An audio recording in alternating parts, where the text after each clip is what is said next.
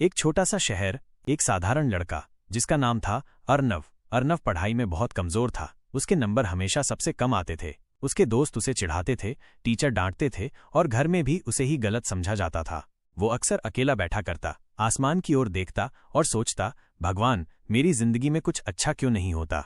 एक रात, उस दिन अर्नव बेहद उदास था। वो अपने कमरे की खिड़की से चांद को देख रहा था और आंखों में आंसू लेकर बोला, भगवान श्री कृष्ण, क्या मैं कभी किसी के काम आ सकूंगा? क्या आप मुझे थोड़ी सी मैजिकल पावर दे सकते हैं ताकि मैं अपनी लाइफ को बदल सकूं? उसके आंसू तकिए में समा गए और वो सो गया। अगली सुबह अर्नव की नींद खुली तो सब कुछ बिल्कुल सामान्य लग रहा था। मम्मी ने नाश्ता दिया। पापा बोले, जल्दी करो बेटा, स्कूल का टाइम हो रहा है। वो बैग लेकर घर से निकल गया। रास्ते में वो सड़क के किनारे चल रहा था, तभी उसने देखा एक छोटी बच्ची सड़क पार कर रही थी और एक तेज रफ्तार कार उसकी तरफ बढ़ रही थी। बिना सोचे समझे अर्नव दौड़ पड़ा और कार के सामने पहुंच गया। पर तभी समय रुक गया। हवा रुक गई, पत्ते हवा में थम गए, कार भी हवा में लटक गई।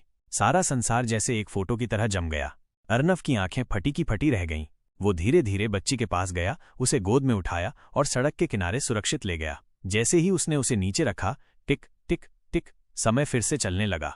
कार तेजी से निकल गई, लोगों की भीड़ बढ़ गई और बच्ची की मां दौड़ते हुए आई और बोली, बेटा, तुमने मेरी बेटी की जान बचा ली, भगवान तुम्हारा भला करें। पर अर्नव तो अब भी हैरान था। वो कुछ बोल ही नहीं पाया। स्कूल में क्लास में बैठा अर्नव अब सिर्फ एक ही बात सोच रहा था, सच में मेरी वो रात की विश भगवान श्री कृष्ण ने सुन ली? उसे अपने हाथ कांपते से लगे, दिल तेज धड़क रहा था और दिमाग में सवालों का तूफान चल रहा था। क्या ये सिर्फ शुरुआत थी या अब कुछ बड़ा होने वाला है? क्या अर्नव को और शक्तियां मिलेंगी? क्या वो अपने स्कूल की जिंदगी बदल पाएगा या वो फंस जाएगा इन शक्तियों की उलझनों में? जानने के लिए इंतजार कीजिए। अर्नव और समय का रहस्य भाग 2। अगर आपको ये कहानी पसंद आई तो पार्ट 2 चाहिए, कमेंट जरूर करें।